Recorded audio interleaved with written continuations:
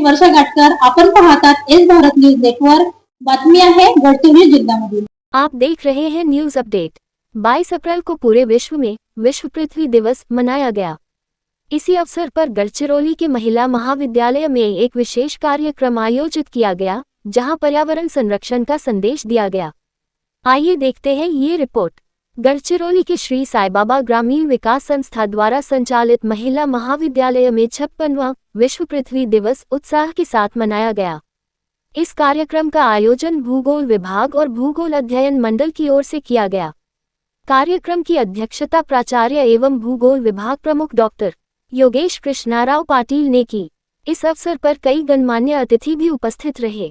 Doctor Patil ने अपने संबोधन में पर्यावरण संरक्षण की आवश्यकता पर जोर देते हुए बताया कि बढ़ते प्रदूषण और जंगलों की कटाई से पृथ्वी का संतुलन बिगड़ रहा है। कार्यक्रम में छात्राओं ने भी बढ़ चढ़कर हिस्सा लिया और पृथ्वी संरक्षण को लेकर अपने विचार व्यक्त किए। इस मौके पर वृक्षारोपण, स्वच्छता और जल संरक्षण जैसे विषयों पर विशेष जोर दिया गया। तो देखा आपने किस तरह गढ़चिरौली में विश्व पृथ्वी दिवस के अवसर पर पर्यावरण संरक्षण का संदेश दिया गया। ऐसे प्रयास ही हमारे भविष्य को सुरक्षित बना सकते। चलिए देखते कि महाविद्यालय के प्राचार्य डॉक्टर योगेश पाटिल इस अवसर पर विद्यार्थियों को मार्गदर्शन कर रहे हैं। आपण म्हणतो ना, स्वस्त आहे तर मस्त आहे। आता तुम्ही दैनंदिन जीवनात त्याचा वापर करता, पेन यूज अँड थ्रोचे पेन वापरता कोणीही रियूज वाला पेन वापरत नाही।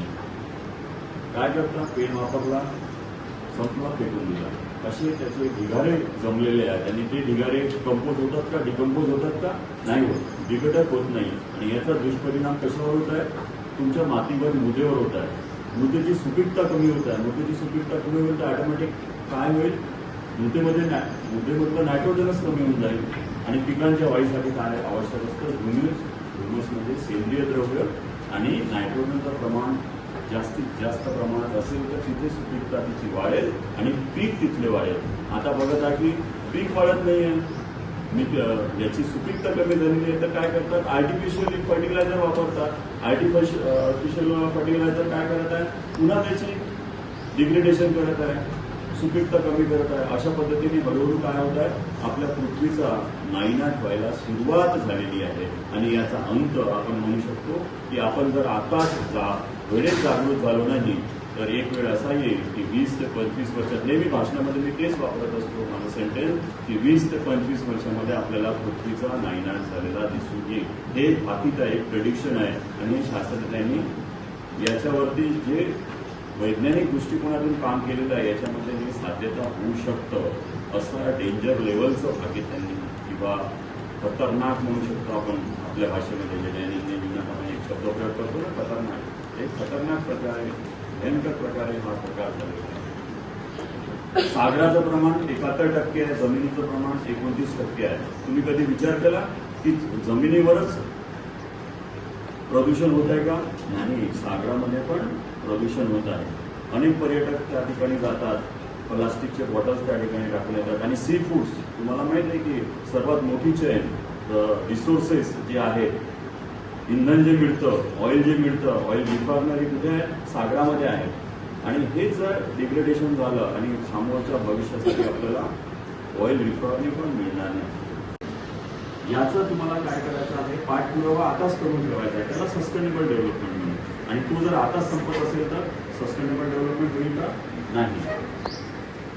या वर्षीची जी थीम आहे 2026ची, अवर पॉवर अवर प्लॅनेट असं आहे। म्हणजे आपली जे ग्रह आहे तो काय आपली शक्ती आहे, ही शक्ती आपल्याला सिद्ध करायची आहे। यासाठी गव्हर्नमेंटने ही नवीन थीम यावर्षी दिलेली आहे। या थीम अंतर्गत आपल्याला काय करायचं आहे की रिन्युएबल एनर्जीला प्रोत्साहित करायचं आहे। फॉर एक्झाम्पल सोलर एनर्जीला इथं कॉन्स्ट्रक्ट करायचं आहे। पुन्हा आणखी नैसर्गिक काही साठे आहेत का, त्याला रिजनरेट करता येतील का, हा सर्व या ठिकाणी आपल्याला प्रयोग करायचा आहे। हे सर्व कोण करेल? गव्हर्नमेंटच करेल का? गव्हर्नमेंटलाच करायचं आहे का? नाही, आपलं पण काय कर्तव्य आहे की नाही। म्हणून या ठिकाणी आपल्याला एक प्रण करावा लागेल आणि एक जनजागृती मोहीम करावी लागेल की ही जी हानी होत आहे पृथ्वी म्हणजे डायरेक्ट निसर्गच म्हणा, पृथ्वी आणि निसर्गाची जी हानी होत आहे यासाठी सर्वात पहिलं काम आपल्याला काय करावं लागेल, वृक्षतोड थांबवावी लागेल। आणि वृक्षतोड थांबून त्यासोबतच आपल्याला नवीन वनीकरण निर्माण करावे लागेल, आहे की नाही? आता यावर्षी बघा आपल्या कॉलेजच्या प्रिमायसेसमध्ये खूपशी जागा मोकळी झालेली आहे, डिमार्केशन झालेलं आहे. पुढल्या वर्षी आपण काय करू की जी सर्व बॉर्डर आहे जास्तीत जास्त झाडं त्यांच्याकडे पण जे NSS अधिकारी असतील ते तुम्हाला सहकार्य करतील आणि 100 झाडं आपण लावण्याचा या पुढच्या वर्षी प्रयोग करू. केव्हा करू? पावसाळ्यामध्ये. उन्हाळ्यामध्ये लावलं तर काय होईल? पॉसिबल आहे का ते जगेल म्हणून? नाही. त्याच्यासाठी काय आहे, नैसर्गिक पाणी पाहिजे आणि नैसर्गिक पाणी किंवा मान्सून पर्जन्य केव्हा पडतो? पावसाळ्यामध्ये पडतो. तर तो आपला एक क्रम राहील. त्यानंतर प्लास्टिकचा वापर कमी करणे आहे. कमी असं म्हणू शकत नाही की टोटली बंद करा, बंद तर होऊ शकत नाही, पण तुम्हाला कमी करायला लागेल. जलप्रदूषण थांबवायचे आहे, मृदा प्रदूषण थांबवायचे आहे. फर्टिलायझरचा तुमच्या घरी आई बाबा शेती करत असतील, तुमचे भावंड शेती करत असतील तर तुम्हाला काय सांगायचं आहे त्याच्यातून? बाबा शेती करताना जास्तीत जास्त ऑर्गॅनिक त्याचा तुम्ही सेंद्रिय खतांचा वापर करा. तो बाकी तुम्ही केमिकलवाला प्रदूषण थांबवा, नाही. एवढं आपण काम करू शकतो. त्यानंतर आपण शाळा महाविद्यालयामध्ये शिकतो तर 1-1, 2-2, 3-3 महिन्यांनी आपण एक जनजागृती मोहीम पृथ्वीच्या त्रास जो होत आहे त्याला थांबवण्यासाठी आपण प्रयत्न करू शकतो की नाही?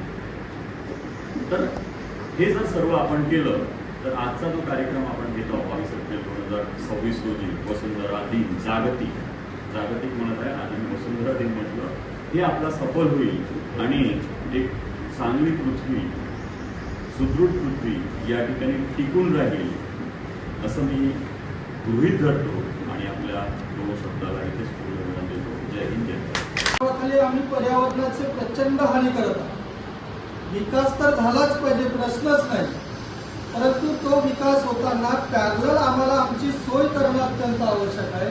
याच्यावर विचार मात्र कुठं होतो. मी तेव्हा तरी एकदा बोलून गेलो होतं अशाच या भूगोल दिनाच्या दिवशी, बहुतेक मला जेवढं आठवतं तेवढं, की आम्ही 50 वर्षाच्या आधीचे झाडं तोडले आणि आम्ही रोडवर पानचं झाड लावलं. याच्यात काहीतरी आम्हाला विचार करावा लागेल आणि माझी जबाबदारी म्हणून मला खूप तर काही करता येणार नाही, पण निश्चितच मी मात्र एक झाड लावू शकतो.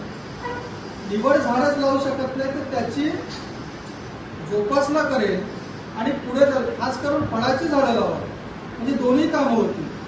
म्हणजे तुम्हाला फळ पण खायला मिळेल आणि त्याची सावली होती आणि पर्यावरणाचं रक्षण देखील होतं.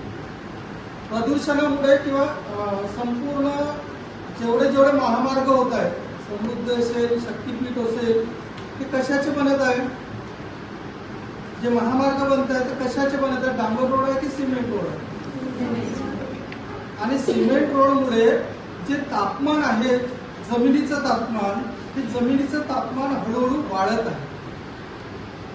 कारण त्याची ऊब आहे, ही ऊब बाहेर फेकते आणि म्हणून तापमान वाढण्यासाठी प्रामुख्याने ह्या गोष्टी कारणीभूत आहेत. आणि म्हणून फक्त या ठिकाणी एकच विचार आम्हाला घेऊन जायचा आहे की मला जबाबदारीची जाणीव करून घ्यावं लागेल. तिच्या अस्तित्वाला धोका. आज आपण म्हणतो ग्लोबल वॉर्मिंग वाढलेली आहे. आज पाणी संपत आहे, ते कोणामुळे? आपल्यामुळेच ना. मैत्रिणींनो, निसर्गाचा पर्यावरणाचा जीवसृष्टीशी आणि त्या दोघांचा मानवी जीवनाशी अचूक नाता आहे. आज विकासाच्या नावाखाली औद्योगिकरण वाढल्यामुळे विकासाच्या नावाखाली आपण स्वतः नैसर्गिक साधनांना स्वतःच्या पायाखाली अक्षरशः तळमत आहोत. आज विकासाच्या नावाखाली औद्योगिकरणामुळे आणि शहरीकरणामुळे जल, वायू, ध्वनी आणि भूमी यासारख्या प्रदूषणाच्या प्रमाणात वाढ झालेली आहे. मैत्रिणींनो, विचार केला ना या सर्व समस्या का निर्माण होत आहे? विचार केला तर जाणवेल की या सर्व समस्या आपल्यामुळेच, कारण आपण भविष्याचा विचार करत नाही आहोत. आपण वर्तमान काळात जगत आहोत, पण भविष्याचा विचार करणं आपण सोडलंय. ज्या दिवशी आपण या भविष्याचा विचार करू ना, त्या दिवशी नक्की मात्र या समस्यावर आपण मात करू. त्यानंतर थोडक्यात मार्गदर्शनाकरिता त्यांनी बोधा मिश्रांना अशाच नवनवीन घडामोडी पाहण्यासाठी आमच्या YouTube चॅनलला लाईक करा, शेअर करा आणि सबस्क्राईब करा. जोहार.